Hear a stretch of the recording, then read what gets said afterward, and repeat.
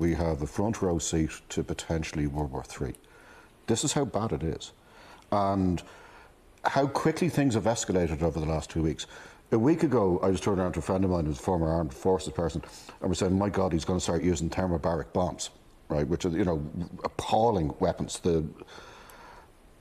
A week on, thermobaric bombs seem almost quaint, because now we're talking NBCs, and that's nuclear, biological and chemical. Right? We now live in an environment where, and I wrote about this in the Indo yesterday, I was saying, I'm a child of the 80s. I grew up watching The Day After and Threads and all that fear of the mushroom cloud and stuff like that. We're in a far more serious and dangerous position now than we have ever been for any of us in our lifetime. Because here's the thing, there's two major problems.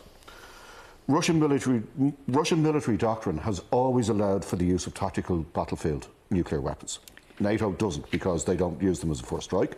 And the thing is, all the people who are being controlled by their emotions who say we need to close the skies over Ukraine, the first time an RAF jet or an American jet shoots down a Russian Sukhoi, that is World War III. Yeah.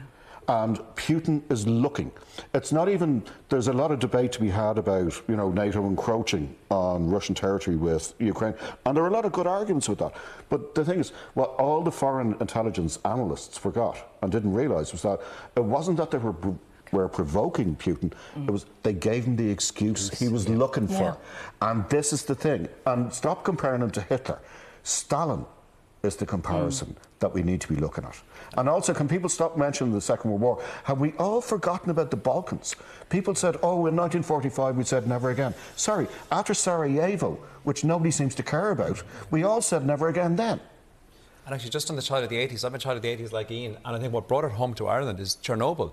Because I remember, I can't remember what age I was, the awfulness of that on the TV screens, and the fear that Ireland was going to be caught up in the wake of that in every sense, and the cloud coming over Europe. And of course, we have a deep-seated connection to Ukraine, because so many Ukrainian children, you know, came over here from Belarus, including Svetlana, the opposition exiled leader of Belarus, who spent summers in Galway.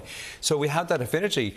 But I know it's put a shiver down my spine when I saw Chernobyl is now fallen to the Russians, and there's, you know, fires at the reactors and these things, and actually the coolant to keep the reactors from actually overheating, because there's no energy, there's no power, they can't actually cool them again. And just at horrors of 30 years ago, oh my God, we're back here again. Do you know what? Because the most terrifying phrase I've probably heard in my entire adult life was sitting up till 5 o'clock in the morning, as usual, watching CNN, and there was a news report that said heavy fighting outside the Chernobyl reactor. And I just started rocking back and forth going, this is bad, this is bad, this is not something we've been there before.